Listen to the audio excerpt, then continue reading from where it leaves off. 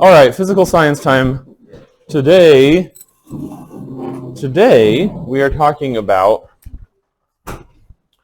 the wide and exciting world. Oh, my shark flopped over. The wide and exciting world of forces. So please write forces on the top of your page. Define for me very briefly, as I write this in my bubble font. What's a force? Push or a pull. That's really boring. Thanks for saying that. You made the most coolest and interesting. No, not interesting. Maybe, I don't know. I guess it's up to your opinion. But you made one of the most fundamental things about the entire universe boring. That's the definition. That's the definition. Yep, a force is a push or a pull. A force is a push or a pull. Let's clear up some misconceptions straight away about forces, but before that, let's write down the objective, which is analyze cause and effect in Newton's laws of motion. Analyze cause and effect in Newton's laws of motion.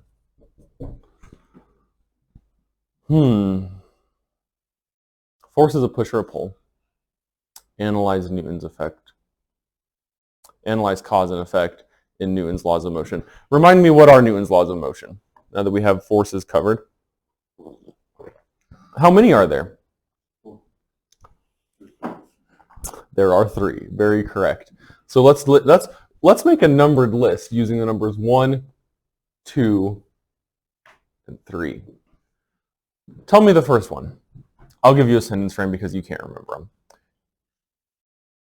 An object, of course he wrote this in Latin, but as it's usually translated into English, and also it's not like, I don't even think this about the Ten Commandments, but it's not like the Ten Commandments where the very literal definition or the very literal translations of the words is very important. We're getting a gist across, which is an object in motion tends to stay in motion unless acted on by let's say unbalanced, because that's, let's say unbalanced. An object in motion, all these markers are buns, an object in motion tends to stay in motion, and an object, your boy didn't remember this part. An object, what other object? Could be the same object, just in different times. An object, what else can the object do if it ain't in motion? At rest, yep. Tends to, what do you think? Stay at rest. Unless acted on by an unbalanced, this relates it back to force, relates it back to the last chapter. Remember we talked about balanced and unbalanced forces. Kind of, we already talked about Newton's first law. Give me one word for this. You remember, it's another Latin word that means lazy. Inertia. So at some point, when you are either on your test or in your words asked to summarize Newton's first law in one word, it is inertia. Remember we talked about sleep inertia, how when you're asleep, when you're asleep, you want to stay asleep. And when you're awake, you want to stay awake. That's inertia. You keep doing the thing you're already doing. That's inertia. Sloth. It's not really laziness. I mean, laziness obviously has a kind of pejorative connotation in the culture. But without that there was inertia, things would just be happening at random. That's a reversed way of thinking about it. That's an effect and a cause as opposed to a cause and effect. But because an unbalanced force acts on an object, its motion changes, right? Remember, we talked also about acceleration. That's one of the things we're going to talk about again today mathematically, is acceleration. That acceleration is a change in motion, which doesn't necessarily mean it's going faster, right? It could also be slowing down, or the one people forget, changing direction. Because remember, it's a change in motion of any kind, and those are all caused by unbalanced force. And it goes the other way too. because an unbalanced force causes a change in motion, also every change in motion is caused by an unbalanced force. So Joe's, for some reason, fidgeting with his hat, but as the hat's motion changes, right now it's still, lift your hat up. An unbalanced force had to apply to that. That's one of the ways that we see the effect of unbalanced forces, right? We would be spooked out, or we'd look for other things to go on if my coffee cup just moved, right? Here it is, not moving. If it just started to move, we would be like, what the darn, there's a ghost. Because we recognize as human beings the effect an unbalanced force has, and we know instinctively, or through experience, that it must have a cause, it must be caused by an unbalanced force. So if it starts to do that, we're like, we don't say, what's the unbalanced force doing that? We just look around kind of instinctively and we think, oh, it's a ghost. Obviously, it's spooky season. Okay, what's the next one? Let's say this one in something like Newton's words, except not in Latin. And then we'll also write this one as an equation. What's the second one? Did you? Okay, that's the third one. Great job. And once again, it doesn't really matter. It's not like, but these are the ways we normally talk about them. For every, this is the third one. We're just going to skip ahead of that. For every action, there is an equal and opposite reaction. I'm gonna summarize this one into interaction. That really we don't, although we think of it as cause and effect, action and reaction, they're really one thing. There's no difference in time. If I punch a guy right in the eye and break my hand doing it, it's not a separate event. It's not I punched him right in the eye and then his eye broke my hand. They're the exact same thing at once. It's an interaction. And so this is the thing that kind of confuses people sometimes, is that they think about action and reaction as separate, but they are part of one interaction. Okay, it's one event. If I push the wall, what happens? The wall falls. No, it don't. Not in this case, because this is a good wall, and I'm not that good at pushing. If I push the wall, first of all, let's go back to our definition of force. Is this a push or a pull on an object? Yes. Even if nothing's moving? Yes. Okay, that's a balanced force, right? Balanced force. We talked about that in the last chapter. But the wall pushes back. If I push on the air, does the air push back? No. A little, but not enough to support me, and so then my motion changes because of gravity. Let's go back to the second one.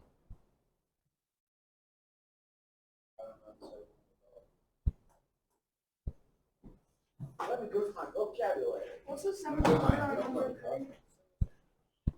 Unbalanced forces States that the acceleration of an object is in the same direction. cause, let's say the word acceleration. What's another way, what's a bigger words, no, smaller words but more of them way to say acceleration? Do you remember? No, not speed. Nope, don't get that right out of your head, trucker. It's not just speeding up. Change in motion. Unbalanced forces cause change in motion, cause acceleration in the direction of the, I'm just going to put UB force. What's UB in this case? Upward bound. No, unbalanced, yeah. In the direction of the unbalanced force. And this again makes sense instinctively. I'm trying to look for things to push around here. If I push this, if I provide an unbalanced force in the leftward, to me the leftward direction on this eraser and all these markers going in a little train, which direction does their motion change? Left. That makes sense, right? If I push something left, it goes left. If it goes at all, it goes left. What if it's already moving left and I put a rightward force on it? What if the force and the motion are in different directions? Now it's what kind of acceleration from last chapter? Negative acceleration, which means slowing down. And then it goes in all different directions too. If it's going left and I put an upward force on it, woo, then its motion changes upward. Pretty sick. These are Newton's laws. So, and each of them has to do with, as we said before, cause and effect. But recognize that it's not cause then effect, it's cause and effect at once, as in the interaction. 2 can be written as an equation. That's what we're going to talk about next. F sub net equals ma. The F and the A should both have lines over them. We didn't talk about this as much as we should have in the last chapter. What's the line above them represent? Do you remember? What's true of velocity? And acceleration, yeah, that it has direction with it, that they're vector quantities. So the professional way, if you're doing typefaces, is that scalar quantities, quantities that only have magnitude, quantities that only have size, like mass, you can't have a left mass and a right mass, you just have mass, are in italics, and the vector quantities are in bold. But since that's hard to do with handwriting, we normally just put a line or an arrow above vector quantities if we want to be really specific that they're vector quantities. Can this, you'll recognize, first of all, this is not even the way your book has it written, and it's because it's rearranged. Can this be rearranged?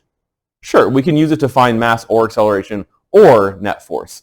But the way I have given it to you is better, in my opinion, than the way the book is, because this is easier to manipulate. If we want to find net force, what do we have to do to manipulate it? Nothing. It's already isolated, right? What if we want to find mass? Divide both sides by acceleration. What if we want to find acceleration? Divide both sides by mass. And so that makes the manipulation easier if you have it done in this way. There's some specific kind of, this is the math you're going to be doing for this chapter, by the way. But there's some specific kind of math, no, that's not what I wanted to say. There's some specific kind of forces that we want to talk about in this chapter. So this is the equation for forces in general, and let's talk about some kinds of forces. Types, you might even say, of forces. Star Wars force. Yep, that's fake. But it kind of, even though it's fake, it's a kind of a poetic way of talking about what are real forces. Because even in the fake Star Wars universe, forces are pushes and pull an object. There's force lightning, there's force choke, but those to some extent are, and actually even in nature, not Star Wars nature, but in real life nature, what we consider to be mainstream reality nature, there are forces that are not best described as a push or a pull. The electromagnetic force, the strong nuclear force, the weak nuclear force. And we'll talk about them all throughout the year. In fact, one of the things we talk about in chapter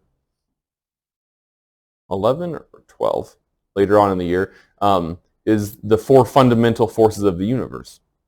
And all of the rest of them kind of, on some level, boil down to that. But we're talking today about kind of macroscopic, what we might consider to be regular, I wouldn't say normal because that's a specific kind of forces. So what's one of them? We have things like push and pull, like if I push or pull the eraser. But yeah, Mason correctly points out friction. Friction. Friction is the force as you defined it in your vocab, so I'm not going to write it on the board because you already defined it. But why don't you tell me, since you defined it, what is friction? Yeah, not everyone on YouTube can hear what you're saying, so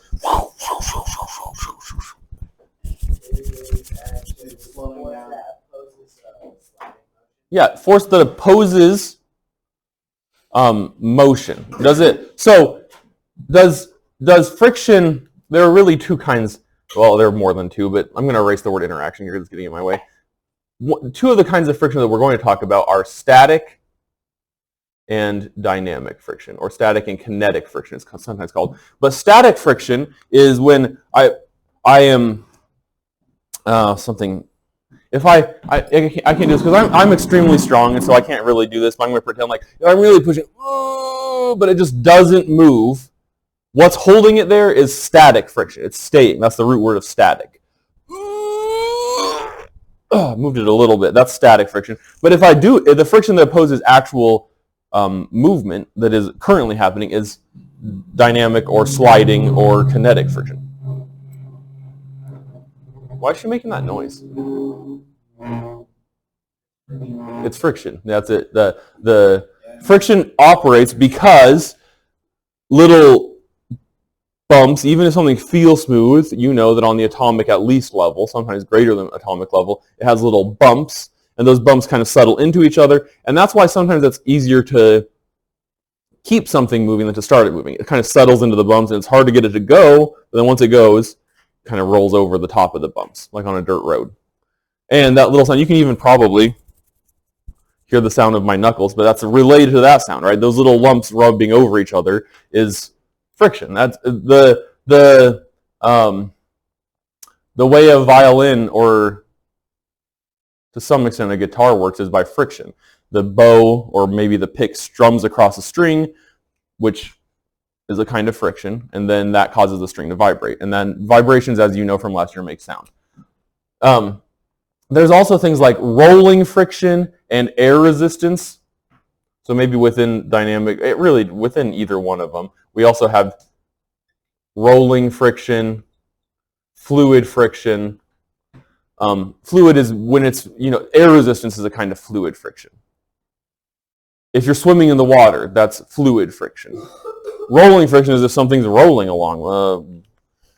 Woo! Nice. A lot of times rolling friction is less than what we call sliding or dynamic friction or kinetic friction. And so that's why wheels work so good. It's because the rolling friction is less, generally less friction than the same thing if it were just sliding.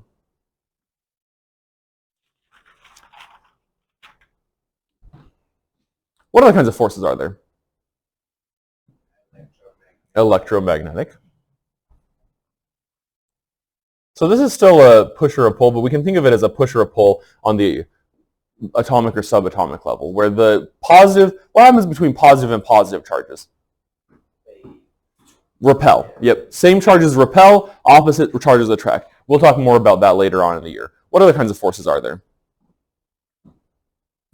A big one that we talk about a lot. There is a strong nuclear force. We'll talk about that later. Gravity. Gravity attracts any two massive objects in the entire universe together by this equation. F sub g, the force of gravity, equals the gravitational constant, capital G, write this down, times the mass of the first object times the mass of the second object divided by the distance between them squared.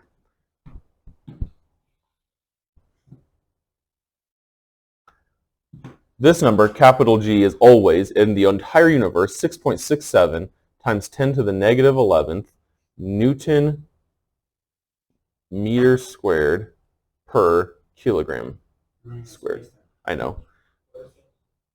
6.67 times 10 to the negative 11th Newton meters squared per kilogram squared is this number, or this value, capital G. In our universe, to our knowledge, this number is always the same. Weirdly, it wouldn't have to be this way. Like, we can imagine pretty easily a universe where it's 6.68 or 9.31 times 10 to the negative 11th, or even 4.4 times 10 to the negative 10th. Like, we can imagine universes where this is different, but everywhere in our universe, for some reason, it's the same. Newton, the unit for force, meter squared, so Newton times meter squared, divided by kilogram squared. And you'll see we use this unit because negative 11th. We use this number because you can see the kilograms reduce out, the meters reduce out, we're left with just newtons, and that's a measure of force. And so we could calculate, part of your test will be to take the mass of, for instance, like a pencil and Zach Barton, which both have mass, measure the distance between them, and then calculate how strong the force of gravity attracting them is. Is it going to be very large or very small? Very small. Because we can't, that's an unobservable force. Right? We could calculate the force of gravity between those two small objects, but in reality, the effects of gravity are only noticed when objects are extremely large. Oof.